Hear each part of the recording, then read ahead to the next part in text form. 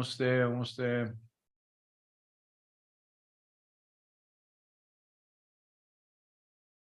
Almost there. Echo eliminated. The radical fundamental principles of freedom, rational self-interest, and individual rights. This is the Yaron Brook Show. All right, everybody, welcome to the book show on this it's Thursday, 25th, second show of the day. Sure, day you get. Yeah, this is going to be fun. We've got Aaron Smith joining us. Hey, Aaron. Hey, are you on? Those I don't need the headphones. Those of you who do not know Aaron, he is a philosopher at the Ayn Rand Institute. He writes for New Ideal, for AOI's, which is AOI's online journal. He's a regular speaker at AOI conferences, and he's a faculty member of Ayn Rand University. We'll talk to him about what he teaches there in a little bit. He's received his PhD in philosophy from Johns Hopkins University, and where he work focused on ancient Greek philosophy. And really more recently, I'd say, Aaron has become kind of an expert on Stoicism and talked a lot about Stoicism, written some stuff for New Ideal on Stoicism. And there always seems to be a lot of questions about Stoicism. It seems like there's a lot of curiosity out there. It's clearly a philosophy that has real world applications, or people think it does, and has spurred a movement around it. And it's more than just a movement, because it's a movement, it seems, of very influential people, particularly entrepreneurs and Silicon Valley types. So it's kind of curious, what is this philosophy? What is Stoicism? So I'm curious about that. I've not read the Stoics, so I'm relatively ignorant here. So I'm curious, and then we'll go from there. So we'll start with just if you could give us a basic 101, right? Philosophy 101 in 5 minutes or less. What is Stoicism? Let's start with really, who were the Stoics? Before we get their philosophy, who were they? Sure. So they were a group of philosophers that, it started with a guy named Zeno. So Zeno is the founder, Zeno of Citium, it's in Cyprus. He was the founder of this philosophical school. And he started the school around 300 BC. So this is about 20 years after Aristotle died in the Hellenistic period. Yeah. So they call the Hellenistic period, it's basically the death of Aristotle / Alexander the Great. That's just a year difference, up to the founding of the Roman Empire in 31 BC. So that period was when all of the Hellenistic schools of philosophy were formed. And it went all the way to through the Roman imperial period to 2nd century AD. So Zeno, he was a merchant. Apparently he came to Athens and studied with a guy named Crates. He was a Cynic philosophy. So they were kind of the sort of back to nature, get rid of all conventional conceptions of morality, just do what's natural and so on. And he was very influenced by them. And they held the idea that virtue is the only thing that's good in the world. It's the only good. And that virtue is sufficient for happiness. So as long as you have a virtuous character, you have everything you need, whether you're poor or it doesn't really matter. So they famously would, like the Cynics would live on the street and so on, kind of shunning all sorts of conventions. And it seems like San Francisco has a lot of cynics. Yeah, if only they were the thoughtful kind. Yeah. But even getting down to the point where Diogenes would sort of like masturbate in public, and it was really just like complete social conventions, or everything's out the window. Just do what seems natural. Do what nature seems to prompt us to do, and not worry about convention. And Zeno was very influenced by that, but he thought, I think they went way too far with that. But he really thought that we need to base our philosophy on living in agreement with nature. So that is the kind of the core of what Stoicism preached. So living in agreement with nature, which includes the nature of the whole cosmos and the nature, like our own nature as human beings. And so a lot turns on, well, what is the nature of the cosmos as a whole, and what is our own nature as human beings?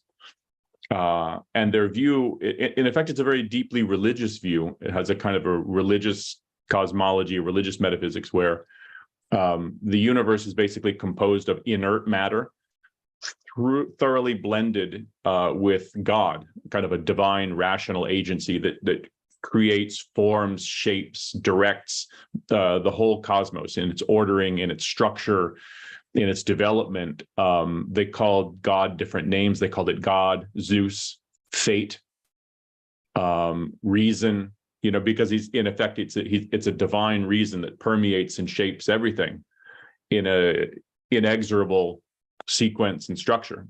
So the determinists, in effect, everything is fated and so on. But so it's God is fated determined as well. So God is a deterministic being. Yeah, it's like God were like full of seeds, and the seeds simply do what they do. They grow, they blossom, they become everything that would come in. It's just sort of like, but he's sort of it's a little weird. There's all kind of divine fire, but basically what the takeaway is, the universe is infused with a providential, divine, rational agency. And our reason, our distinctively human faculty, is a fragment of God's divinity within us. So the connection between us and the universe is reason. Our reason gives us the ability to understand the rational structure and ordering of the universe. And our reason is something we should develop and perfect, which they think of as virtue. Partly because it's part of God's plan, it's part of how God made us, part of how he structured us to become, what we are, what we have within us to become. And are they monotheists in that sense? Are they? Well, it's hard to know exactly, because they're Greeks, so they'll talk about gods, or they'll talk about God when they mean to refer to this rational agency that kind of like informs everything, but they do refer to gods in the plural, so it's not really that clear. And then, yeah, go ahead. Yeah, I was going to say, so Zeno is the first. Is there a series of philosophers? Yeah. Are they living at the same time? Are they sequential? Yeah. And how long is this school in existence? And then how influential at the time did they become? Well, after Zeno, he was succeeded in the school by a guy named Cleanthes, immediately succeeded by Cleanthes. And then Cleanthes was immediately succeeded by Chrysippus. So that he's 280 to 206 BC. And Chrysippus is really the major architect of Stoicism as a systematic philosophy. Moving it to, they dealt with metaphysics, epistemology, rhetoric, logic, ethics, theology, physics, in effect. So there was a whole systematic philosophy. He wrote tons and tons. We don't have anything surviving by him except reports and quotes from other people. So all of the early Stoics, their works are lost, 100% lost. And the only thing we know is, as Chrysippus says in his book 1 of On Causes, some report from some later writer. So we have these kind of fragments. And the schools basically continued on into the Roman imperial period. So here you get more familiar names, people like Seneca, Epictetus, he was a slave and they turned to a philosophy teacher, and the Emperor Marcus Aurelius. So this is, 1st century, 2nd century AD. And one of the reasons why these people are much better known to us today is we actually have a lot of their texts. So we have Marcus Aurelius's Meditations. We have Epictetus's, well, it's not his, it's his student Arian wrote down a whole bunch of his discourses and teachings and lectures. And so we have what he called the discourses, and his handbook, which is a kind of a digest, a very short digest of Epictetus's doctrines. And then Seneca, we have a lot, like letters, consolatory letters, philosophical letters, even works on natural science. He's a playwright as well as a major. He was an advisor to the Emperor Nero, basically a regent when he Nero. Is he the guy who told him to burn down Rome? No, he was trying to restrain Nero to the extent that was possible. I think, which led to his led to Seneca's forced suicide, as I remember it. Yeah, so let's get into kind of the ideas. So if this they have this idea of living consistent with nature, nature being, in a sense, God, and God, reason being God's manifestation within human beings, and our understanding to understand nature. Okay, so that's not what's made them popular today. So what is it about their ideas and about the conception of virtue that makes them popular and known kind of today? What is passed down through the ages? I think the number one thing has to be how to deal with adversity, how to deal with what life throws at you with strength, equanimity, resilience. Thinkers have turned to Marcus Aurelius's works for centuries for kind of reading how a man in his position of power as an emperor, and he was one of the much better emperors, but you could get the sense from reading the Meditations. He takes his job really seriously. He takes the empire very seriously. You can tell it's all over the pages. He's committing himself to act with integrity, no faking, no pomp, no being fake in any way to people, always being honest, being willing to speak plainly and be plainly spoken to, not make a big difference between your emperor and somebody else isn't. And it's a kind of there's a real kind of nobility to him as an individual. And what the Meditations is his, that's a modern name. It's just a private journal that he kept to himself.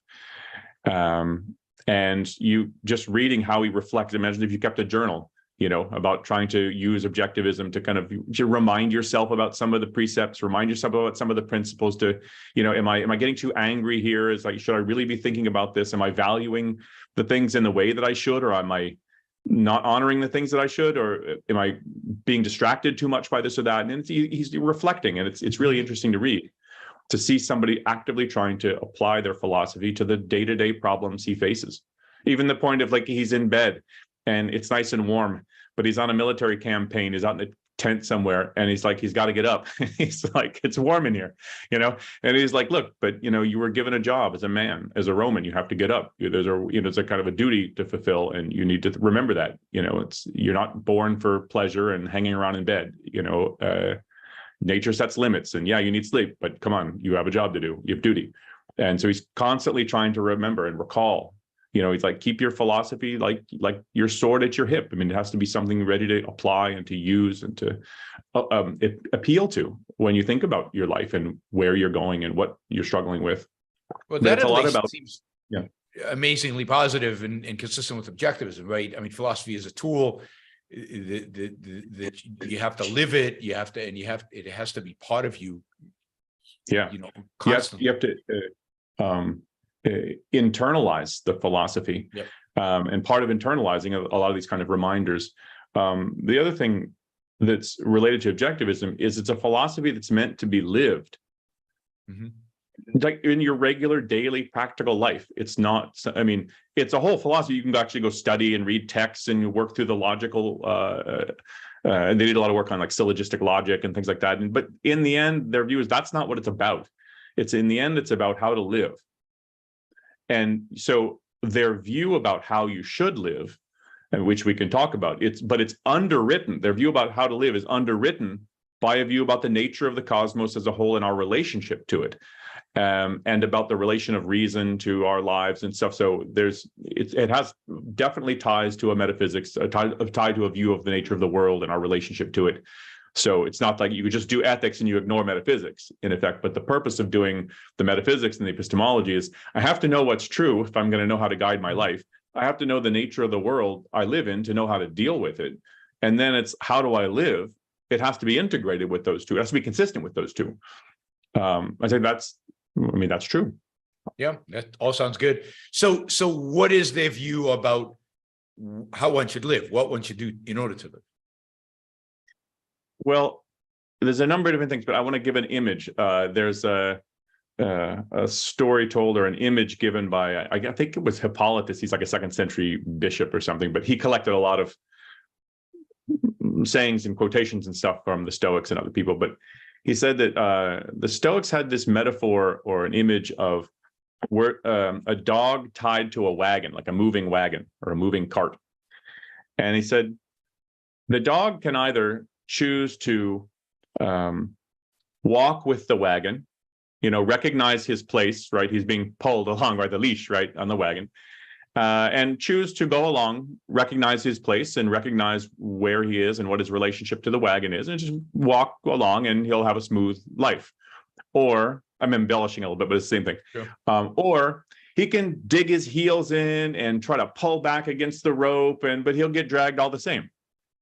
So it's, again, things are fated, and you can either kick against reality, shake your fist at the world and fight and struggle and suffer, or you can accommodate yourself to fate. You can accommodate yourself to wherever the wagon of fate is pulling you, and walk smoothly, and that's the good life. Because their view is you have very little control over anything in life. And so how are you going to find a way to have a good life, a serene life, a smooth flowing life, a life that's undisturbed by, anger and frustration and grief and so on? And it's, well, you have to conform to, what nature throws your way. And so they have all sorts of techniques for doing that. But in terms of actual living, if you ask, what values are you supposed to pursue? Like, what should you go after in life? Mm-hmm. And here it goes back to their view that virtue is the only good. So they made a really firm distinction. There's the good and the bad. Virtue is the only good. Vice or moral evil, moral corruption or something is the only thing that's bad. Everything else, health, wealth, strength, beauty, all of that, what they call indifferent. And it doesn't mean you're completely indifferent to them, but they're neither good nor bad, and they're irrelevant to your happiness or well-being. So if you and I were to talk and say, well, let's come up with a big laundry list of the kinds of things that make life worth living. We'd be talking about music and art and love and, creative work and just travel. I don't know, whatever. You could just come out with a non-hierarchical laundry list. All of those things they would put in the category of indifferent, that they're not relevant to your happiness. Literally saying you shouldn't care about love. Marcus really believed that. So did he live that love didn't matter to him, art didn't matter to him? They don't actually live this, right? No, someone like Marcus didn't. So I think their view is that, again, remember, whatever is natural, whatever is natural for human beings, whatever we're naturally inclined to, we're set up like that way by God. So there's a kind of an authorization to, and even an injunction, in effect, to live that way. So we have a natural inclination toward our kin, a natural inclination toward our children, and you can see this in the animal world as well. And they frequently pointed to that. And they said, well, so by nature, we love our children, or we care for them, we have affection for them, we take care of them. And so that is something that we should do, other things being equal, because nature has sort of prescribed it for us. And they recognize that if you do have children, you're going to have an affection for them. That's just natural for us to do. But, and Marcus had something like, 13, 14 children or something like that. I think he survived only about 4 of them. Okay. Infant mortality was horrible, even if you're an emperor. Yep. But so the view is, it's not don't go after any of these things. It's proper to pursue the kinds of things that, but just by nature, sort of support your life. It's better to move away from pain and pleasure. It's right to prefer, as they say. You can prefer pleasure over pain, prefer health over sickness, and so on, because that's natural, hence okay to do, because God made us that way. But you shouldn't be too attached to those kinds of things, because they're ultimately not what matters in life. What matters in life is your virtuous character and your inner state. And what does virtue mean to them, right? I mean, for an objectivist, virtue means certain principles and ideas, and they don't contradict pursuing your personal values. In what sense do they mean virtue, and what does virtue constitute? So virtue for them, I mean, in concrete terms, they adopted the four traditional Greek virtues, courage, wisdom, justice, moderation, the kind of things you'd find in Plato. But the way they characterize virtue is each of the virtues are in some way a perfection of rationality. So each of them is a form of wisdom on their view. So wisdom in general is knowing what's good and what's bad for you in general. Wisdom about what to fear and what to endure is courage. So virtues are forms of knowledge. A lot of this they pick up from Socrates. Justice is wisdom about how to distribute things to people, So these are all forms of wisdom in life and forms of knowing what's rational in life. But their view about what's rational would diverge sharply from the objectivist view about what we think is rational to pursue in life, because objectivism has a very different view about the value of material things, external things. So if your view is, the reason you suffer, Yaron, is because you care about all of these kinds of things. And if you don't get them, you're upset about it. If you worry you might not get them or you might lose them, you're full of anxiety and all of this stuff. Is like, the problem is that what they're telling you, in effect, is you're just valuing all the wrong things. You're taking these things really seriously and thinking, these are important to my life. They're important to my happiness. I want to get them. I want to hang on to them. And their view is, yeah, but they're not really that valuable. They're not absent of value, but you shouldn't be attached to them. And so being rational about what to choose, being rational about what to select and so on, is going to be colored by their view that these things aren't that important. And so one should focus on what then? On, how does one just focus on one's own virtue, independent of action in the world? Yeah, there are two things there. One is, because what should your attitude then be to all these things? Like, you want to buy some new books, or like do you become a hairdresser? Do you run for political office? Like, what do you do? And in that regard, they, at least the Roman Stoics, when they kind of adapted Stoicism to the Roman culture, they adopted the notion that each of us has certain kind of roles in life. So if you're a father, you have a certain kind of role to play. It falls on you to be a father, and now you have a certain set of duties that come out of that. You are a Roman, so you have certain kinds of duties to your country. If you're, let's say, in a very politically connected family, you might be expected to run for office or something like that, and that's a role to play. But notice the whole level of the unchosen. Often it's, so it's, there's a lot of duties that come from the outside. They come from external circumstances. They come from two things. They come from the how you're situated in the world, like whether you're a father or you're a Roman or you're a politician or whatever your roles are. Some of these fall to you just because that's the way the society works, social norms and so on. But some of your other duties fall from just an understanding of what human nature is.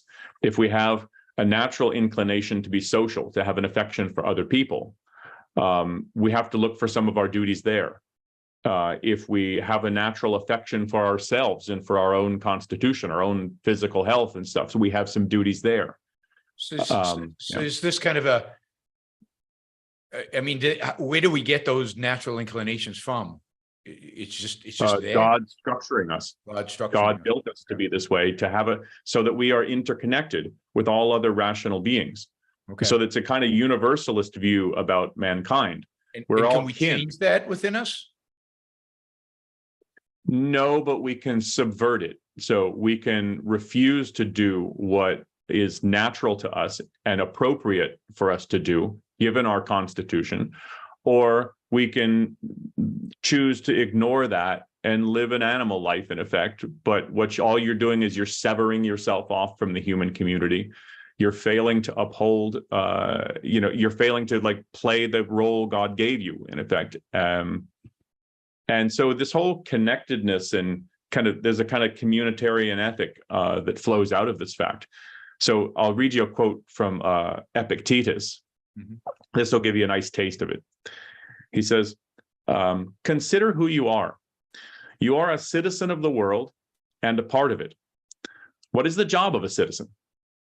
Never to act in his own interest, and never to think about any matter as if he were an isolated entity, but to behave as a hand or foot would, if it had reason and was able to understand the natural order of things. It would never have inclinations or desires except by reference to the whole. Hence, if a truly good person were to foresee the future, he wouldn't resist even illness, death, or mutilation, because he'd realize that this is what has been allotted at the behest of the universe, and that the whole is more important than the part, the city than the citizen. So there's this idea that you are a whole of an organic part, you're a part of an organic whole, in effect, and you are a part. Play that role. Find where you fit in and play that role as a sort of way of fulfilling the whole divine plan. So what is the appeal? Yeah, good. Go for it. It's a little bit, it's more, it's less self-driven, less about choice, less about personal values, and more about what is incumbent upon one, given the cosmic plan and the nature of the design of the world and your social role that you happen to be in. If you're a cripple, play that role well. If you're emperor, play that role well. So what is the appeal of this in a kind of our modern setting? Why? I mean, it is, I've gotten this question, I guess, on the show a number of times. Why has Stoicism become so popular and Objectivism hasn't? What is it about Stoicism that makes it so appealing in the world in which we live? Particularly for successful people. I mean, this is not a philosophy for losers, it doesn't seem. No. Well, I would make a distinction, because when it comes to successful people, CEOs, Objectivism has been very powerful. Yes. For some, right? Because yeah. You get some of the Silicon Valley people and stuff. I mean, this has been influential, or at least inspirational for them in certain respects. No question. But even some of them probably have been, gravitated towards Stoicism. It just seems like the cool thing to be engaged with. Yeah. So there's the kind of there's been the kind of techie fad that Stoicism has become, where you have people are taking cold showers and hardening themselves against adversity and stuff like that. That's not really what's serious about it. What's more serious about it, I think, is that people in the tech world, in the startup world, the entrepreneurs and stuff, they live in a high pressure, high stakes, high uncertainty, unpredictability environment. And often what the Stoics do will give you techniques and perspective for handling adversity, getting yourself into a mindset where this doesn't bother you as much as it does, trying to reduce the anxiety, trying to get yourself in a mindset where you can reduce anxiety, you can handle loss. Like some of the techniques, just for example, you premeditate or pre-rehearse some bad things happening. So like, what's the worst that's going to happen? Like if you're worried about your company, is your startup going to fail? Is it going to are we going to get the funding that we need, or is it going down the tank? And sometimes you can say, well, let's think about this in advance. What would it be like if we didn't get the funding? Just let's make it real to ourselves and see how scary it is. Okay, we don't get the funding, and maybe we even file for bankruptcy. Who knows? Okay, but if I'm looking at myself as an entrepreneur, is that the end of the world, or what would I do? Well, I'd probably pick myself up, find new funding, and then move on. It was like, it's not the end of the world. And so just different techniques for managing and handling the slings and arrows of life and the stress and the pressure. Mm-hmm. And I think they've extracted bits of that from Stoicism, techniques from that, from the wider philosophy. And I think that's partly why it's helpful for them. I mean, a lot of these techniques get extracted into psychology. Yeah. Like cognitive behavioral therapy and things like that. They used to, there are techniques like this. And I think those. So it's not really that helpful. It's not really that, what's popular today is Stoic philosophy, but really kind of a self-help, summary or self-help kind Tips, of manifestation hacks. of it, packaging. Yeah.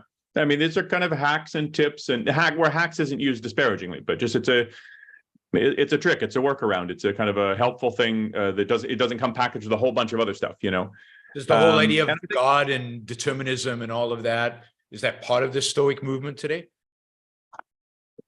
Well, in large part, the popularizers don't emphasize that much because they're popularizing it. So their view is, well, the Stoics thought that there was this God that infuses the universe and whatever. Anyway, but look, if you're a Christian, you're a Buddhist, you're an agnostic, who knows what, you're an atheist, whatever, you can still practice Stoicism. So you can say, look, the Stoics thought that the universe was, everything was fated and determined by God. And well, we can just say, look, it's physics, in effect. Natural laws fix what everything happens and you just move on. You don't, you can just extract that. I think you'll do a lot of damage to physics, to the Stoic philosophy. You do violence to the Stoic philosophy, maybe for the better. By extracting that, because their view is everything is all for the best. So if I lose my leg, God has prescribed that for me. That's part of the good of the whole, and I should embrace that with joy, in effect, or with peaceful acquiescence. But it's like, no, I was injured, like somebody broke into my home and broke my leg or something. It's like you should be angry about it. It's an injustice, not like let's welcome this with piety. Yeah. So there's a lot of changes that are making, I think, in part for the better, but then a lot changes in Stoicism once you do that. Because if it's really just like more like an Epicurean world where it's just atoms in the void and things happen the way they do, the way they necessarily have to happen, you have a very different view. Like but the other thing, you asked why Stoicism was getting popular and Objectivism wasn't. That's a big topic, but one point is this. Objectivism does not have the malevolent universe premise. So, and the Stoic philosophy feels very much, at least the Roman Stoics, it feels very malevolent universe. Explicitly, it's the opposite, because God does everything for the best, everything's for the best of all possible worlds, and etc. But it feels like what you have to try to do is, it's kind of like Jordan Peterson. Life is going to hit you hard. You're going to suffer, and you have to find ways to manage, reduce suffering, anxiety. That's how you find what they call ataraxia. It's this state of being unperturbed, undisturbed, and by all the things that can happen to you. It's other people's opinions, other people's actions. Somebody robs your wallet at the public bath, or your cloak, and it's like it's all the crap you have to deal with in life and all the suffering and anxiety and grief. And it's how to get to a point where you can be at peace and not have to worry about all those things. So they have to tell you, you have to value very differently. If you start valuing all the things that you and I value, you'll get caught up in the world, invested in all those things, attached to them. And so they're really pushing a much, much greater degree of detachment from those things. So not to burn all your books, just don't think they're that important. Yep. So to what extent do you think that they're being helpful? That is, to what extent do you think that for these entrepreneurs and startups where it is intense and it is difficult, to what extent do you think they really do get a value out of all this? The question is, what's the value? I mean, so if there are all sorts of ways in which you can reduce your anxiety by reducing the number or the degree to which you care about things. That can be bad for you, because maybe what your life requires, what your happiness and well-being requires is that, in fact, that you care more of those things and be invested in them. And yeah, you might get hurt sometimes. But in some cases, I think there are techniques that you can actually extract, which I think can be helpful in certain kinds of ways. But I think they're helpful, I think, to the extent that you abstract them away from the philosophic system that they're a part of. Because the more you buy into the determinism, it's all fate. So basically what I have to do is accommodate myself to things and care more about what's under my control, because they make a big deal about separating. I mean, this is what's super important. I mean, this you get in Ayn Rand's essay, The Metaphysical versus the Man-Made. It's the whole serenity prayer. And you have to figure out what you can control and what you can't, what's up to you and what's not. And the kinds of things that are fundamentally not up to you, you just have to serenely accept. And the kinds of things that you can change, you need to actively work to change for the better, to shape your life and to make it better and so on. But it's essential to make that connection and to properly understand what is up to you and what's not. And so if you tell people like that, they're like, wow, that's actually really helpful. And so the kinds of things I can't deal with, the kinds of things that I can't control, I can't affect, I can't impact, I shouldn't be worrying about those things. I shouldn't be banging my head on the wall about those things. I should be trying to change the things I can. But if you have a deterministic view, at best, the Stoics give you the freedom or the ability to accommodate yourself to what happens and to have a certain perspective on what's inevitably fated for you, at best. And so it's the more you accept that, the more I think you would feel, in fact, out of control, except to the extent that you're in control of your ability to have a perspective on yourself and where you're going and what happens to you, so that you can try to be at peace. If you think about if you were trapped in a prison and it were literally impossible for you to escape and you couldn't do anything about it, you literally couldn't do anything about it. Stoicism works. Then in Stoicism, like, what else would you do? You have to find a way to just, you get up at 8 o'clock and you go to bed at 5 and you go to outside to the yard and for a few minutes and they bring you. It's like, you just have to, you're the dog tied to the cart. And it's like, what else are you going to do? You find a way to have a perspective on your situation that you can make the best of it. But we don't live in a world like that. I mean, objectivism views, we don't live in a world like that. So our focus, and you hear talks from objectivists, or you read articles or essays, or you're giving talks wherever you are running around the world. And it's like, what you're not talking about is suffering and how to deal with pain and anxiety. You're talking about how to achieve your values. And so it's very outward looking. It's very action oriented. It's very change the world oriented, not accommodate yourself to nature and focus on your inner character. Inner character, you need character. That's damn important. But you need it so that you can build the kind of life and the kind of person you want to become. And that's a very active role externally out there in the world, and not just character building.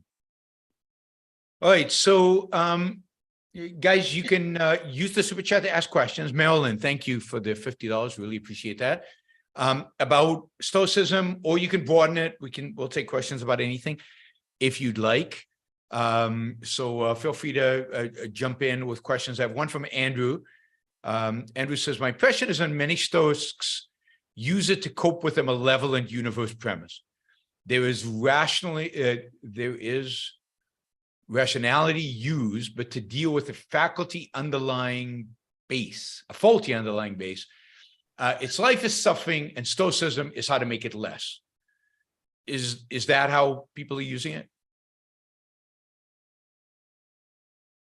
That's putting it very starkly. I don't think it's far off from what it amounts to. It's not, life is great, let's reap as much as we can out of it. Like, that's not Stoicism. It's don't care too much about the world or you'll get hurt. Or you can kind of care, but don't care too much, because it's not that important. It's not that valuable. So there is a heavy element. So virtue is important and virtue is valuable for what? What is the end result? Well, I mean, it's valuable. So in essence, it's valuable for its own sake. Okay. Because it's the perfection of our nature, our God-given nature. So it's valuable for its own sake. They realize that it does help us attain certain kinds of ends. But the attainment of the end is not what's important for them. That's in God's hands, so to speak. That's in fate's hands. You can attain it or not attain it. Some of these things would be more in line with what your nature requires, and some less in line with what your nature requires. But in the end, that's not what's important. So does Stoicism have a politics, or does the modern Stoic movement imply a particular application of politics? So the Stoics did have a politics of sorts. Zeno, following Plato, wrote a book called The Republic. I believe Chrysippus is also wrote a book called The Republic. But as from what I remember from Zeno's Republic, it's lost in their bits and pieces that have to reconstruct. But it was a kind of community of Stoic wise men living with everything communally and so on. They get rid of conventional laws, borders of nation states. We're all a cosmopolitan city of humanity and so on. But it was his city was just populated by the perfect Stoic wise men. So it was kind of an ideal community where we would all live in a communitarian sort of way.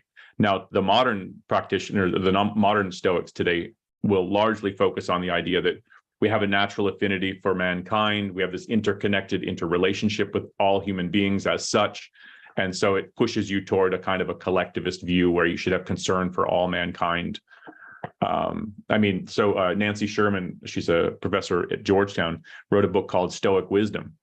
And one of her criticisms of the modern Stoic movement is that the self-help Stoics, the popularizers, the Ryan Holidays and so on, 4 Stoic tips to supercharge your life, that sort of thing. She's like, this is way too focused on you and your self-development and your whatever. The real thing that you should be taking away from Stoicism is this sort of, I call it cosmic collectivism, but this sort of communitarian view where we're all these deeply interconnected humanity and we should work for the common good. And you find that kind of viewpoint expressed in Epictetus and Marcus Aurelius. And so you find basically Barack Obama, it's this whole kind of, work for the common good. You're a part of something wider. It's more important than you, that sort of thing. So, kind of modern sort of liberal kind of. Yep. So there is a philosophical critique of kind of the self-help Stoic movement. It come from the kind of the philosophers, the ones who actually have studied the Stoics.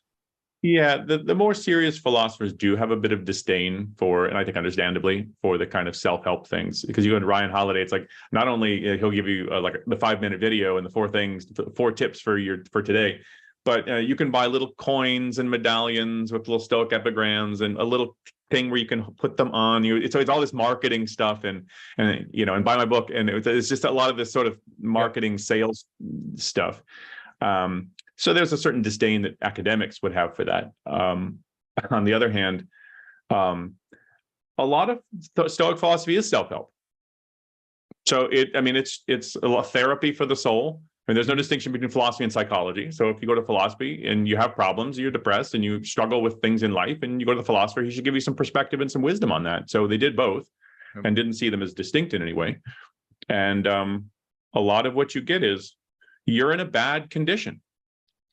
And if you're going to be happy, you want to be in a better position. And I've got a lot to say about what you should be valuing, how you should be approaching life, how you should care about, okay, somebody insulted you, or you got invited to a dinner and they didn't seat you near the head of the table and you felt a little, what's the word, kind of dissed, or it's just all these things that the practical things that people come to, like Epictetus say for, and like, well, what do you think about that? He's like, why are you so worried about what other people think? Who cares where you sit at the table? Yep. It's like what you have to concern about is, are you dining and interacting with people with integrity? Are you a just man?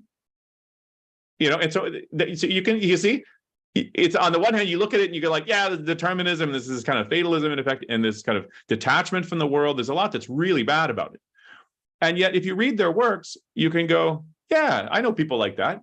Yeah, everything's all about, okay, where I sit at the table and what my prestige is, and it's. But it's that strikes you more as the choice of values. What do you value? Do you value reputation, and that's a second-hand mentality of valuing how other people treat you, or do you value the company, or do you value what you learn from other people, or do you value the interaction with other people? So it's you can get to the same principle with through objectivism without careening through this kind of, in a sense, anti-values approach of Stoicism. Yeah, because objectivism takes the virtues really seriously, and they would say, virtues are the means to values. The virtues are the means to achieving the values that enhance and advance your life. But they're also values to be achieved and maintained. So it's part of the end, not just a means. It's not just a ladder you can kick away once you got your character and all that. The idea is, you're trying to develop yourself into the kind of person that is fit for existence, to fit for reality. It's like there's this guy in my neighborhood. He's got this big pimped out Jeep. It's got like all the bells and whistles on it. It's got extra gasoline tanks, and it's like he's totally fitting this thing out for desert, driving and stuff. It's like you're trying to outfit yourself for life, like virtues. The virtues is kind of like that. You're trying to equip yourself, to outfit yourself to the person. I now have the kind of character that I need to function successfully and optimally in life.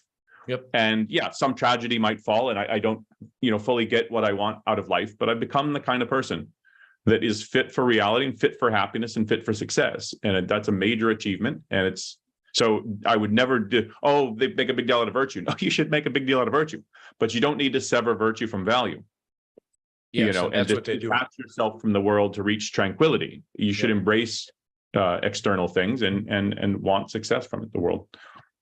Okay, so Ali asks, he says, most of things in life are out of our control. Divorce, losing a loved one, etc. It is part of nature. This is my understanding of the outside of our control. How does objectivism deal with these events? Well, so you have to be careful about what's outside your control and what isn't. So there are lots of things that we can impact, but we don't have, let's say, the fundamental, ultimate control over it. So I don't have ultimate control over when I'm going to die, but I can take my health seriously. There's a lot that I can do to take my health seriously, to maybe exercise more and, things like that. So there's a lot of things that we can impact. And same thing with a relative. I mean, you can really research which doctors you're taking to. Do I need to switch doctors to get a second opinion? And there's a lot of things that you can actively do. But the things that you ultimately can't control, I think one needs to accept. That doesn't mean accept without caring. Let's say an older relative or something that you care about passes away, and it's sort of, it is what it is. You don't want to say, well, people die, whatever, like that. You don't want to have that perspective, because if you really cared about the person, you realize you have lost something that's important to you. And, and grief is appropriate. I think it's an important value. You don't want to grieve for the rest of your life. So you don't want to make it to the point where it takes over and prevents your ability to pursue your values and enjoy the rest of your life and so on. So you have to have a rational outlook on these kinds of things. But there are lots of things that you can't control, but yeah. Yeah, And I'd be careful, Ali, of saying most of things in life are out of control. I don't think that's true. Divorce is not out of your control. Some people get divorced, and you can actually introspect and find mistakes that you've made that might lead to your divorce. Some divorce might be out of your control because there's another human being, and they have a mind and they have their own values. But I know a lot of people who look back and say, "Yeah, I screwed up. It was in my control, and yet I screwed up, and it happened." So, or they approached divorce, and then they got to the point where they said, "There are things I can fix here and things I can do to avoid divorce." And so the problem with having kind of this deterministic view in life is it makes you way too passive about problems that exist in your life, and not devoting the kind of energy and passion and thought into trying to fix them, because, hey, it's out of my control. What can I do? It just is. And this is the point Ayn is making about even your own health or people dying and so on. There are things that can be done. Not always. Sometimes it cannot. And sometimes you're not connected to the person, the loved one, where you have any kind of control over what happens to them, and they die. So yeah, at the end of the day, in that sense, the Stoics are right. You can't fight the metaphysical. Right? You can't fight the fact that somebody's dead. They're dead. That's a fact. You have to learn to accept it. You have to put it in the right perspective in the context of your own life, which means that's what it means to be rational, to put it in the context of your own life, and to move forward and to orient. But that can only be done if you have values. That can only be done if you can create a hierarchy of values and say, okay, yeah, this value, unfortunately, I've lost, but hey, I've got 25 others. Right. And I can still pursue those. It is true that sometimes you lose such a high value that life is not worth living beyond that point.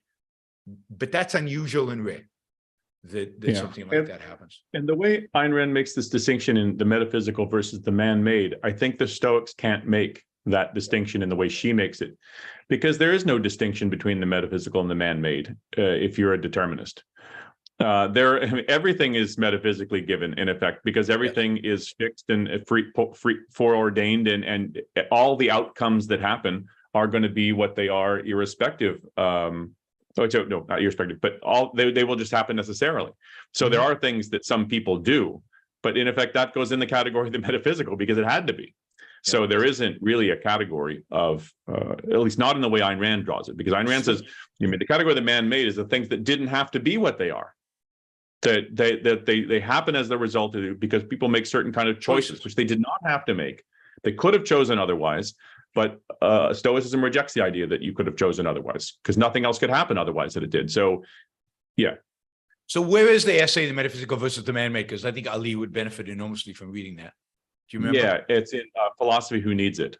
Philosophy Who Needs It. It generally is a great book of essays. And that one's one of the most important ones in there. Yeah.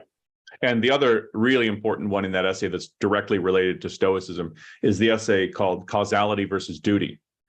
It's about the basic approach to ethics. Are you basically focused on duty, doing your duty and your inner character and keeping your inner character clean and pure, like the Stoics, or are you focused on a goal? Like, are you focused on the causal means to reaching the goals that you are after? And the really different mentalities. She talks about the different mentalities of which goes the disciple of causation, the one who's after a goal and after the means to the goal, which is like objectivism, versus the sort of duty premise approach to morality and what that's like. So that's really helpful. I mean, if people are interested in issues that Stoics deal with, and Rand talks about as well. Okay, so Ali has a follow-up. Doesn't catering to people's needs and society make us more successful? It is a mark of successful product or invention is the return for the whole society. I bet you have something to say about that too, Yaron. Yeah. But it's, what do you mean catering to their needs? If you're trying to develop a successful business by developing successful products that meet a market need, are you catering to their needs in the sense where it's you're subordinating your interests to them, you're prioritizing need above your own interests or your own values? No, I don't. I mean, you could do it that way, but it's not. So there's Mother Teresa and there's Steve Jobs, and it's like, are they both catering to the needs of others? Well, in some sense, but it's like, well, one devotes herself to the needy and doesn't really produce anything, and one produces some things a lot of people didn't even know they needed. But yeah, I mean, he created needs, right? He taught people what they needed. So which is massive, and it's not true that a mark of successful product or invention is the return for the whole society. There's no such thing as a return for the whole society.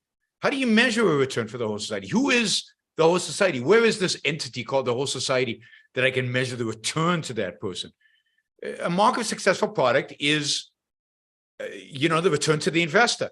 And the fact that the investor is gaining a profit means that enough people are better off because of this product that they're willing to pay for it. And they're willing to in a sense, compensate the entrepreneur, the investor for it. But there's no such thing as a return to the whole society. The whole society isn't a thing that has that profits, that benefits, that has well-being. And there's a lot of false alternatives underneath these kinds of issues when the question is dealt with like this, because when people are rational and productive and pursuing their own interests and pursuing their own lives and productive careers, people benefit. Other human beings benefit as a result. But that doesn't mean you're prioritizing the needs of others or you're working for the needs of others. Exactly. You're working for your own goals. I think properly speaking, you're working for your own goals. But if you're in a productive line of work, am I working for the needs of my students when I teach? Well, kind of, but it's like I'm a teacher because I love teaching and I love the philosophy that I'm teaching, and I'm advancing my goals in a way that I'm capable. And part of what you do is meet the needs of. So there's no clash, I think, when you do that sort of rationally and productively. Other people will benefit from it. Yeah, and you don't orient your life around catering to other people's needs. You orient your life around your values and the needs that you have in order to achieve your own happiness. Yeah, and speaking of ancient Greece, that's a bit of a Trojan horse too, because I've heard that used as you talk to people that are self-interested, and then you try to get them to be more altruistic, collectivistic, more other-focused by saying, you'll benefit if you work for the benefit of the whole, and it's no. the whole psychological orientation of it is make others first, others primary in your mind, and then they promise you that you'll benefit from it. And I don't think that's true. Yep. All right, let's see. Ali has a third one. Friedrich Nietzsche was not deterministic, but he too asked to love fate, Amor Fati. It doesn't mean we should reach. Doesn't mean we should reach our potential, but there is always stuff outside control. Well, just a correction there that's important for the whole question is Nietzsche was a determinist, like full on. He thought the idea of free will was ridiculous. And he wrote about that. So the Amor Fati, love your Is that fate, also true for the Übermensch? Is he also free of free will? Yeah, I think he rejects the notion of free will just across the board. Like it doesn't make any sense. So I haven't studied much of Nietzsche, but I know that much about him.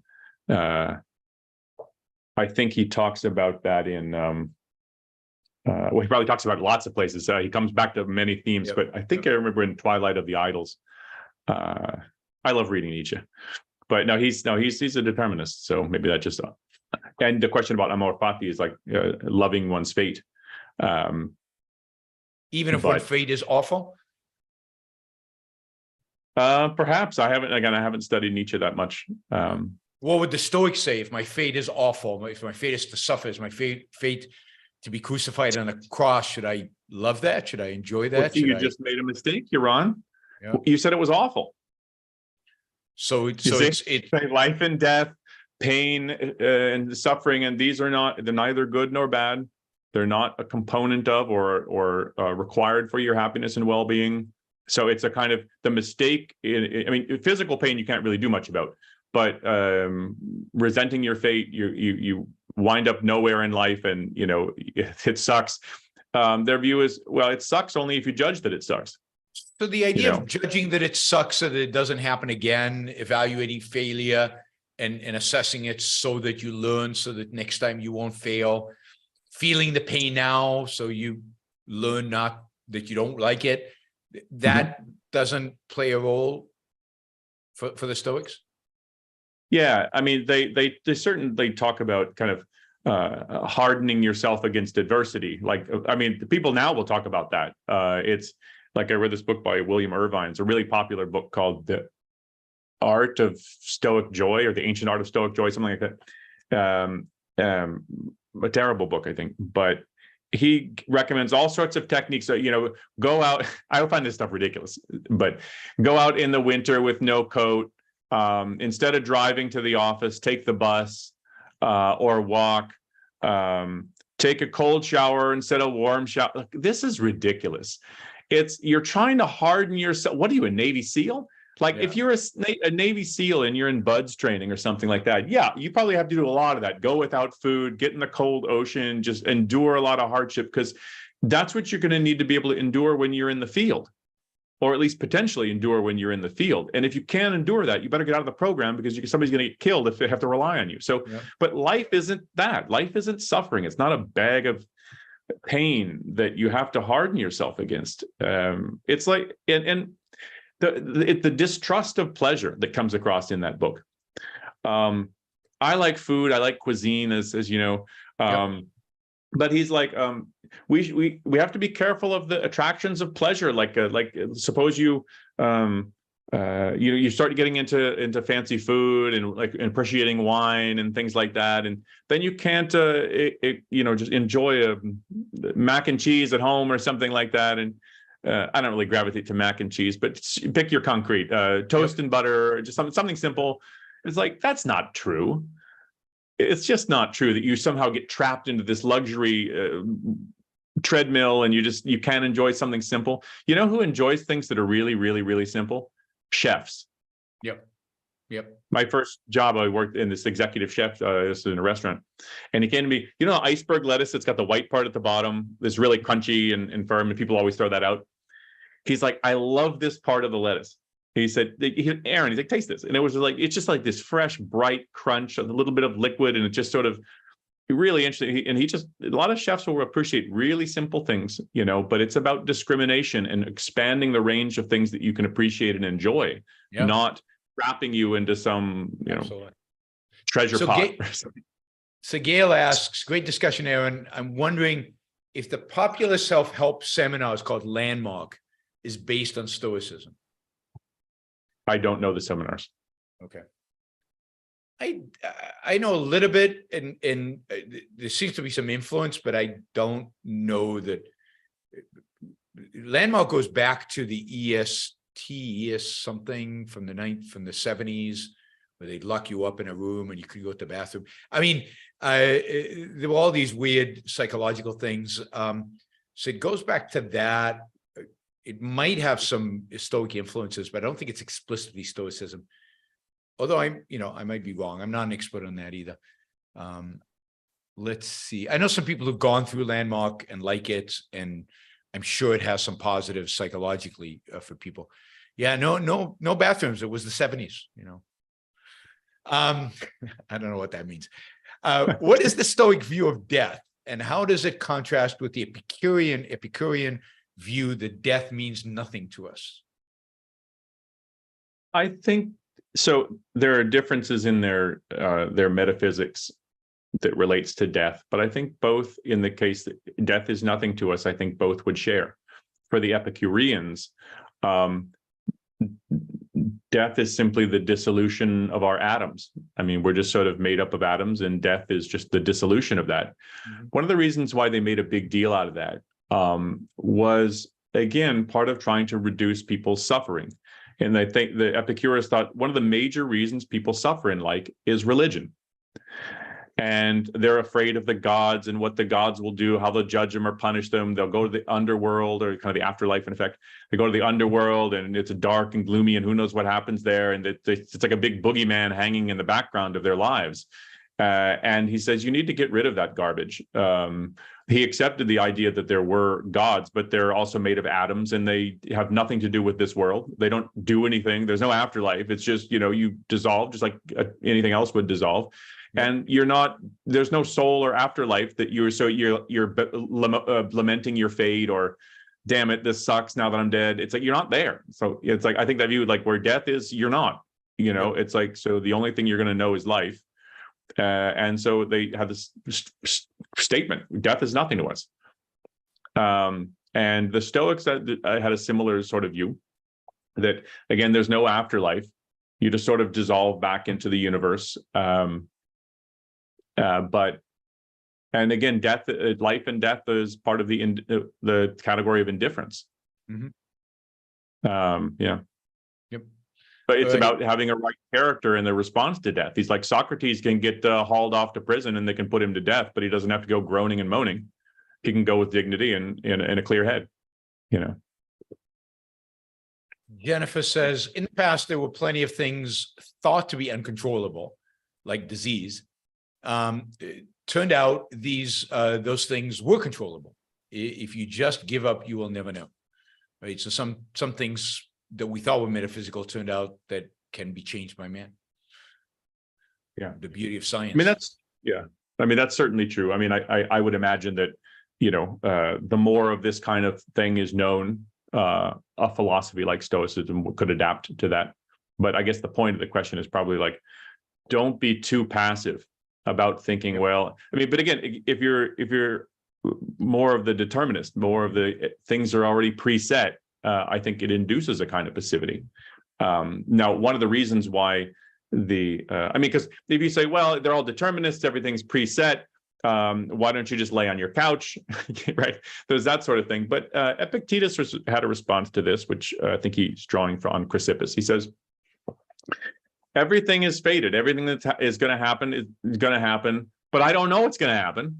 So I have to face the world as if, I have to make the choices in my life that seem to make the most sense, that seem to be most in agreement with nature or whatever that I can make. And so,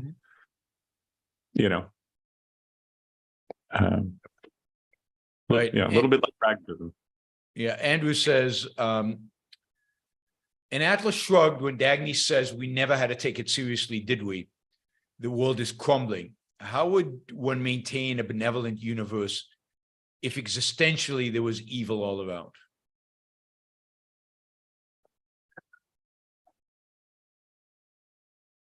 Okay, how do I answer this quickly? I think that if you were in a kind of horrific circumstances where most of what your environment is evil, it's geared toward evil, it's geared toward the destruction of the good, I don't know that you would ever form that as a perspective on the world. I think your view would be a very sort of a darker metaphysical perspective. I think because your view would, because you don't have a perspective of, like, take Kira. Kira grew up in a time before the revolution. Did she? I can't remember now. Oops. Anyway, but she's seen better life. She's seen more successful life. She knows about the world abroad, that people in Europe and people in America and people in England, they live different lives. She's seen movies of, like, life doesn't have to be like this. Life doesn't have to be this swamp of evil. And then you can say, look, human beings can live a better life. They can live a successful life. They can live a happy, joyous life, a carefree, benevolent life. This is possible to man. So metaphysically, you wouldn't make the judgment as life's a foxhole and let's hunker down and deal with it. But I could imagine growing up in an environment where that's exactly how you feel. So it needs to be formed.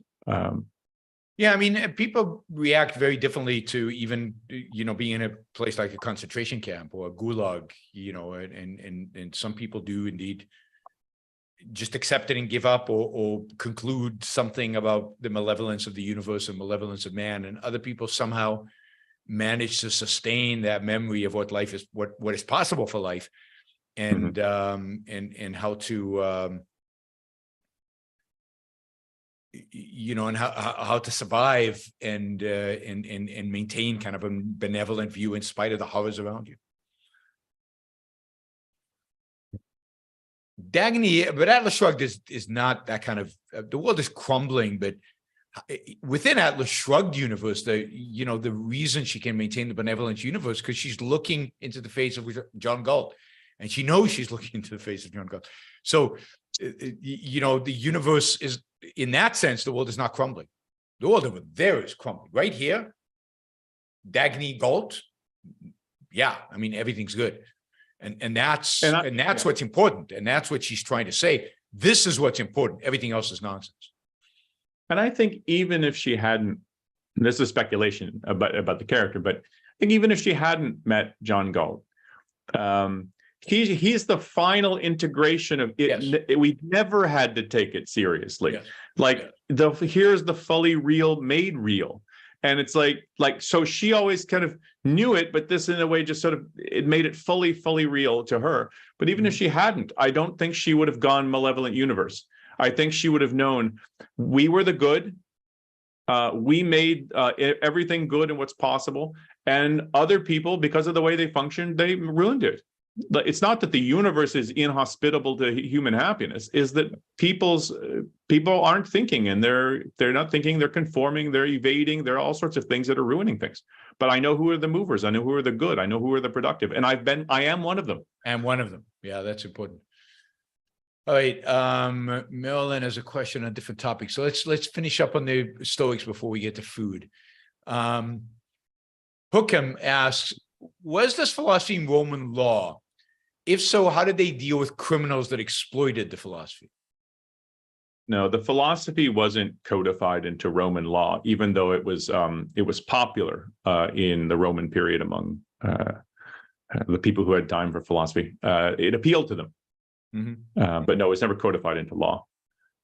And it was never applied in that way politically. No, although there were people that were very politically active, that were very influenced by Stoicism, and they drew on their Stoic principles to deal with all the intrigue and all the upset, that was going on during the Roman period. I mean, the main example that Cato the Younger, I mean, Cato was taken as one of the real heroes and models of a Stoic man, and man of action, a man of integrity, and so on. And he was really universally sort of an inspirational figure for so many people. I think at was it Valley Forge? I think George Washington had a play about Cato put on for the troops because he's a model of integrity. Yeah, but how much he absorbed from Stoicism, what exactly is he practicing, or is he just but so a lot of people were influenced by this kind of like people today. There are a lot of people today, they're influenced by this. It's in various kinds of ways. So it doesn't mean they accept the whole philosophy. And I don't know much about his life, really. So when people say somebody is Stoic, like Frank says, do you think Amish people are Stoic? Do you think, or he also says Gary Cooper characters in High Noon is Stoic. Do you think that's true? I don't think Gary Cooper's character in High Noon is at all Stoic. He's really pissed off. But yeah, but he just plays it pretty cool. Yeah. Yeah. So if you look up like in a dictionary, Stoic, like lowercase s, where it's just an adjective, it often means kind of looking like emotionless or like strong under adversity and stuff. I mean, sometimes people will characterize Rourke as Stoic. Now he's not remotely a Stoic, but there's a way in which he has a kind of inner serenity. He has a deep sort of inner well of like, I know who I am, I know where I'm going, I know what I want, and he has at peace with himself. And he's not an emotionalist or something like that, and so he comes across as very kind of hard. Would you categorize somebody who's in inner peace with himself as Stoic? Is that a good? No, I don't think so. It's more, it's like Spock. It's like what you think. Yeah. Unperturbed, but unemotion, not showing emotion. That's the kind of a common adjective. And the Stoics didn't think you should eradicate your emotions, but they thought you should get rid of a lot of them because they thought most of them are irrational. Yeah. Suffering, suffering, grief, distress, anxiety, sadness, things like that. They're all irrational because the reason why you feel them is you thought you were going to get something good and you didn't get it, or you lost something you thought was good, but you shouldn't be labeling those things as good anyway. Yeah. That's your problem. And so they thought a lot of your emotional life you should sort of get away from. You're viewing the Amish in this context? Oh, I don't know if I know much about the Amish. I know some about the Amish, but are they Stoic? I don't know what to say about that. Yeah, I certainly don't think Gary Cooper in High Noon is Stoic. No. I mean, he's a value. He's a real value, and he takes action. He doesn't just accept his faith. He takes action. He pursues his values, and I'm not sure a Stoic would throw the sheriff's badge down to the ground at the end of the movie and walk off with his girl quite the way Gary Cooper does. Anyway, there's a whole analysis to High Noon. I mean, it's an interesting movie with no plot. All right. Let's see. Okay. Michael asks, Stoicism is a miserable, soul-sucking philosophy without the aggression that comes with cynicism and nihilism. Comment. If you were to adopt and take seriously their perspective on what to value, I think it is soul-sucking. I think it's life-sucking. It's anti-value in the worst kind of ways. If what you do is you read the Stoics and you pull out some things that you think, yeah, that's a good point or something, or this is a good technique I could use, that's a different kind of thing. Or if you read Marcus Aurelius and there are things that you can respect about how he thinks about life and how he faces life. I mean, I enjoy reading the Stoics, and there's all sorts of things in there you can take away. But you think about it's like telling Kira, it's not a big deal that you're still in the Soviet Union. Just focus on your inner character. Don't try to, it's like, it's telling you not to care about the things that I think make life worth living. And I think that's the sense in which it sucks the relish out of life and turns it into, really, to the extent that you're a person of action, you're a person motivated by duty. And so what is it about Marcus Aurelius's meditations that you like reading so much?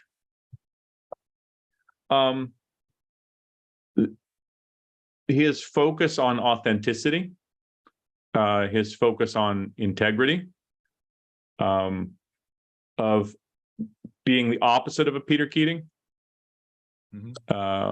and the seriousness which he takes. It's unfortunate, I think, the morality he holds, but the seriousness with which he takes morality. He doesn't spare himself. But it's also very close to the whole duty approach to ethics.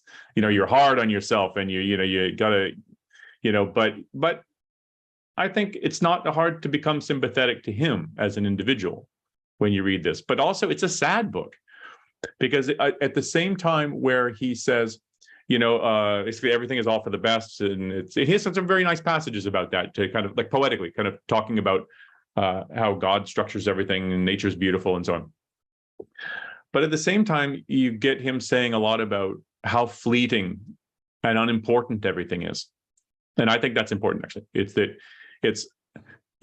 emperor one day, dirt tomorrow. Yeah. What's it all for? And then the Stoics have this view that the universe cyclically returns back to God, and it's sort of into fire, which is God. And then everything all happens exactly the same way again, and in these cycles. And it's like, one lifetime, a million lifetimes, what's the difference? And so there's a real sense of the pointlessness of everything. And I think you would probably adopt that. Yeah. All right, so super chat wise, we're about halfway to our goal. Our goal is 650, so we're at about 320, something like that. So if you've got a question, now's a good time to ask. We've only got about 3 questions to go, so it's already an hour 20 in. Time has passed really quickly, and while I'm being pretty stoic about my my missing the Celtics game, I am curious about what's going on. So at some point, we'll have to go see the second half. All right, Michael asks, are totalitarian systems designed to make people stoic, or do people adopt stoicism in order to survive totalitarian systems? Do totalitarian systems turn people into stoics? Yeah. That's one question. Well, I think not Stoic philosophers, not people who adopt the philosophy of Stoicism, but there is a sense in which the more your life is out of your control and dictated by forces outside of your control, the more you would move into a mode of acceptance. What else you do? Yep. Yeah. The more that things are out of your control, not up to you, you have to sort of comply and accept that things are the way they are. And that's why I think people in this Soviet Union became just very passive as people. So you're saying people adopt stoicism in order to survive a totalitarian system? Again, not Stoic philosophy. They wouldn't necessarily adopt Stoic, but they might be lowercase Stoic about, what can I do? What can I do? Acceptance. All right, Michael. Okay, this is relates food to stoicism. Do you like Gordon Ramsay because he is the opposite of a stoic? Have you ever eaten at one of his restaurants? Gordon Ramsay. I've seen Gordon Ramsay on TV, and he's always yelling at people. And I find that just unpleasant to watch. I don't enjoy people getting shouted at and humiliated and stuff on TV. I don't like that kind of thing. He's probably a really good chef. I don't have a view about that. I did see him once. I was at a restaurant. We were at a restaurant called Woodbury Kitchen, my wife and I, in Baltimore. And he and some people, his entourage or whoever was with him, was dining at the same restaurant. I didn't go say hi or anything, but I just like, oh, that's Gordon Ramsay. But I think the question was partly in jest, but the kind of anti-Stoic wouldn't mean the angry emotionalist. It's not you go Spock versus Bones, like on the Star Trek. Bones is kind of an emotionalist, and Spock it's virtually emotion free. But it's more of about, yeah, go ahead. Yeah, I mean, that sounds right. I mean, Gordon Ramsay he makes great television because people enjoy his screaming. You don't, and I don't, but obviously they enjoy it because they keep coming back to hear more. And makes good drama. What's that? Have you eaten at one of his restaurants? I have. I think at two. The one I remember is he had, maybe still has, I don't know. He had was either 2 Michelin stars or 3 Michelin star restaurant in France, in Versailles. And I remember eating at that restaurant because I remember at the end of the meal, the waiter, I guess, asked, well, what did I think? And I said, do you really want to know? And he said, yeah. And I said honestly that the first dish was the best, the second dish was the second best, the third dish, it kind of deteriorated as the meal went on. And so I thought generally it was good. He's a great chef. The restaurants are good. He's not there, of course, he's not cooking, but right. But it's overrated. He's generally overrated, I think. Very, stuffy Michelin star. You can go to a Michelin star restaurant and it's fun and it's friendly, and you can go to Michelin star restaurants and they're stuffy, and this was a stuffy French one. And Ramsay, and white tablecloths and super stuffy, and he's known for cooking John Dory, the fish. Oh yeah, Yep. yeah, Mediterranean. No idea why anybody would want to eat John Dory fish. It just doesn't taste that good. It's pretty bland in my view. You could, with a good sauce, you can make it a little better, but it's just not. So Ravital and I have a joke about John Dory fish, because every time we tried it, it's like, why are people go crazy about this? Why is this like the featured menu item on a Gordon Ramsay restaurant? And I think I've eaten at a more casual restaurant of his in London. So they were always good. Look, he's a pro in a sense that it's always meets a certain standard, and service is great, and everything's clicks, and the food is good. But is it memorable? Is it some of the best meals I've ever had? No. I mean, I've eaten at restaurants that are experiences, right? That they are where you remember and you relish kind of every bite. His are not like that. That's my sense. Hey guys, we just opened up a whole. Marilyn says, I think some of us ate at a Gordon Ramsay restaurant during Ayn Rand Con 2022. So is that in London, Marilyn? I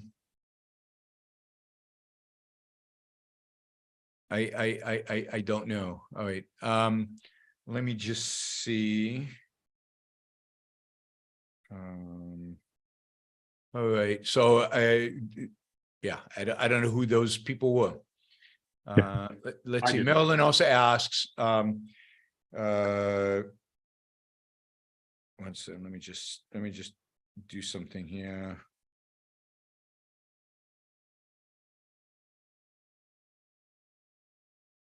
Aaron is an amazing cook. I would like to hear about how he got interested in cooking and what are some of his favorite dishes. Who are his mentors when it comes to cooking? Wow. I don't have any mentors. I grew up in a kind of small rural meat and potatoes town, and a couple moments though. One was my mom used to make us these grilled cheese sandwiches. You put a little butter on some bread and put it on the skillet, little cheese and whatever. And at some point, my brother was making one for me, my older brother, and he put a little bit of Dijon mustard between the two pieces of cheese. And I remember tasting that. I was like, oh, this is really good. And it just occurred to me, like, wait, you can change stuff? You can just sort of just change stuff? And I was like, oh, man. So this opened up a whole world. So we opened up the cupboard and the spice cabinet, and we were just going through tasting all the spices, trying to get a sense like, what can you do with things?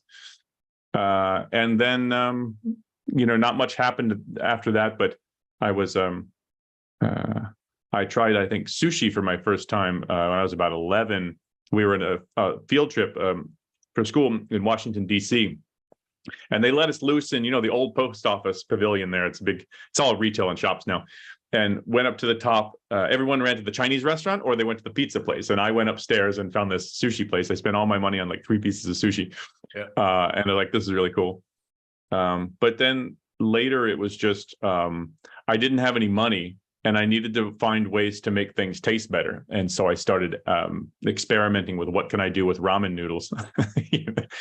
But then really, I think it was more under like COVID where I'm like cooking every meal all day at home. And I started to kind of reconnect with, oh yeah, I love cooking. I love the whole creative focus on cooking. And so I really got connected with it again. And now it's just like, I won't give it up. I love cooking. That's right. Favorite recipes. Oh, I don't know. Like today, I just sliced up. This is kind of random, but today I toasted some hazelnuts in a pan to get them nice and warm and toasty, and it's really aromatic. And then sliced some duck breast and seared it in a pan, let some of the fat render, and just served it over arugula and kind of those toasted hazelnuts, and made a little just mustard vinaigrette and just kind of little dollops here and there, and just a salad. But stuff like that, That sounds great. Yeah. That was just today's lunch, but yeah, but it's just, Like it's good fun. lunch to me. Yeah, I mean, it's a steady stream of hummus. creativity. What's that? I had still made hummus for lunch. Okay. No, but So I'm it's just, jealous. I think what it's funny, it's just a steady stream of creativity. What can I do with this? How can I do this differently? What looks good at the store today? Because we shop daily, just at the end of our workday, and at some point we go out, we run around and take a look and what seems good. And what's cool too, out where it's Southern California, I have access to Japanese grocery stores, to Persian markets. A lot of Iranian people shopping there, and just all sorts of just different options for ingredients that I wouldn't get if I just had like a Safeway, and I'm just so. All But right, I'm also Justin kind of says, yeah. I'm also lazy when it comes to like cooking. So it's like, I like things that are like really good quality ingredients, but fairly simple. Like they don't take all day in the kitchen and you're slaving away. Like, yeah, I don't want to do that. I got things to do, Simple and quick. Yeah. Yeah. So Justin asks, my 1-year niece was recently diagnosed with a horribly disfiguring and learning behavioral debilitating disease with no cure. A place for stoicism in her future?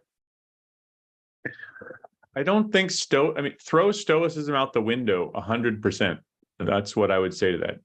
What's required, I think, is if this is someone you care about or you have a relation to where it's kind of you want to do something, I think you would continue to try, like, is it really incurable? And if it really is, then it is what it is. You spend time with the kid to the extent that this is a value to you, that she's important to you. So you honor that aspect of things. You don't treat it as an indifferent.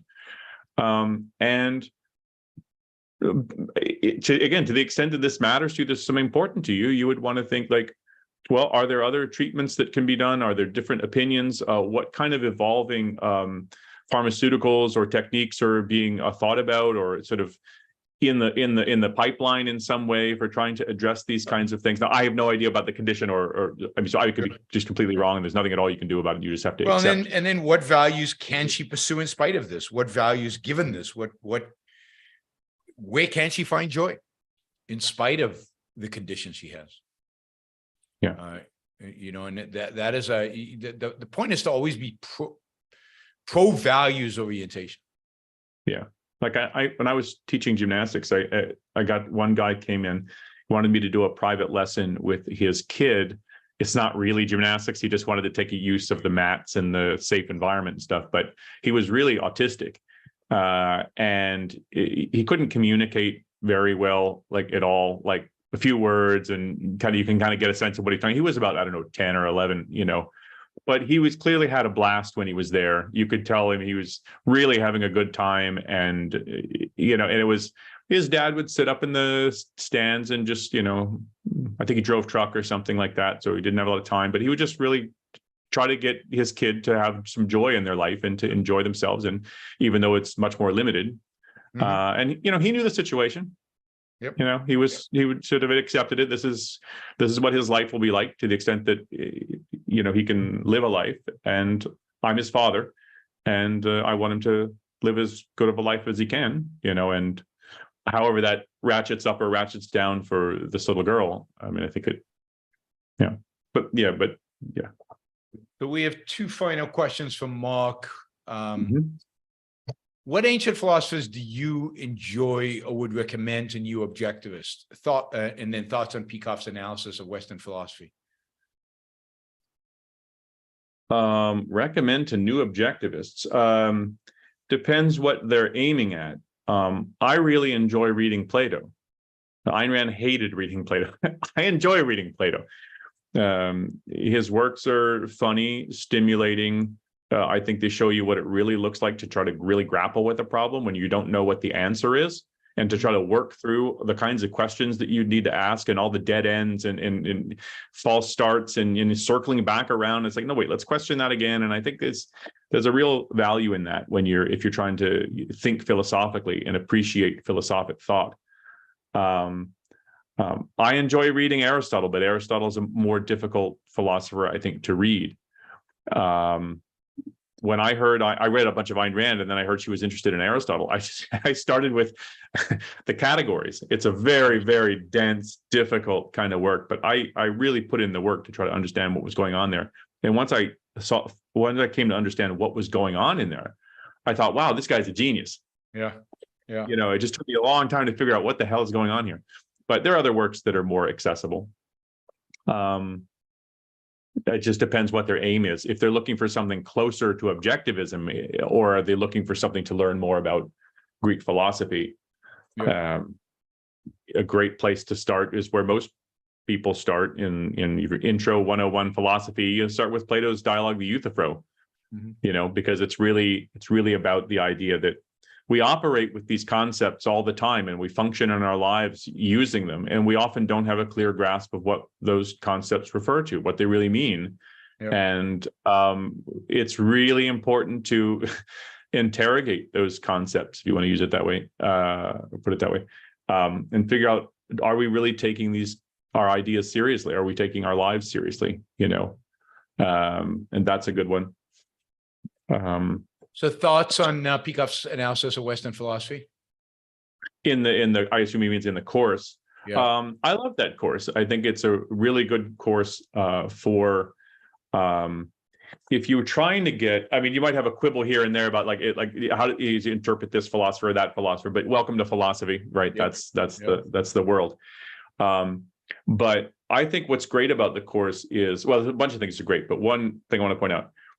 To get a sense of the arc of of ideas and the development of ideas from Platonism to Aristotelianism to the Hellenistic philosophers to Christianity, and you get this sort of sense of the history of ideas and the interconnection and why one thing's led to another. I think it's invaluable.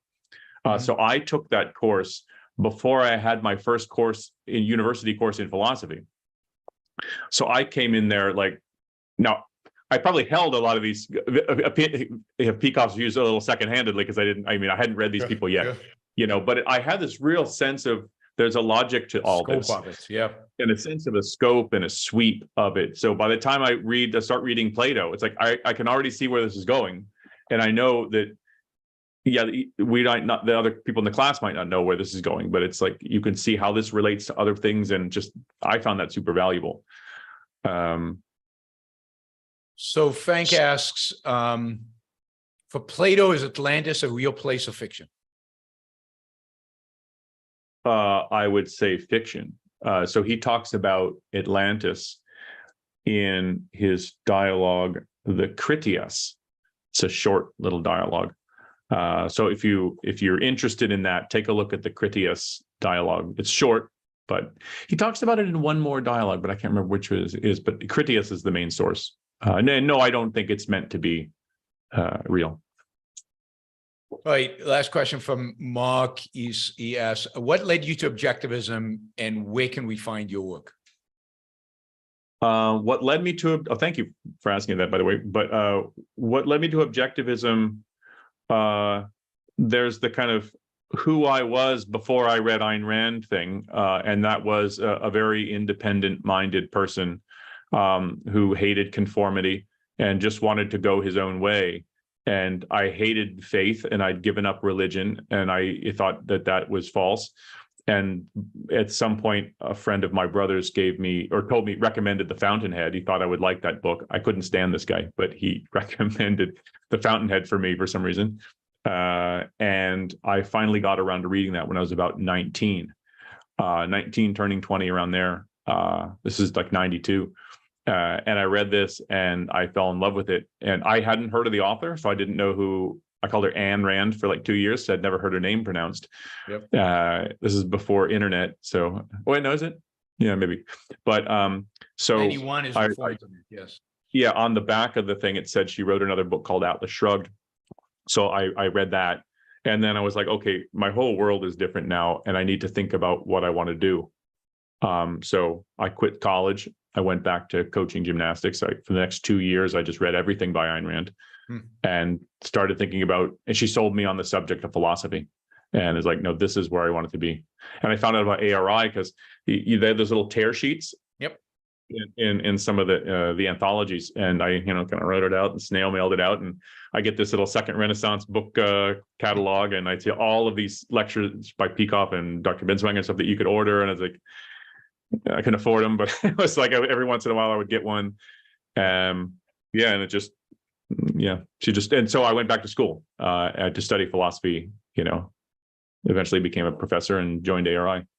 So where can people find more of your work?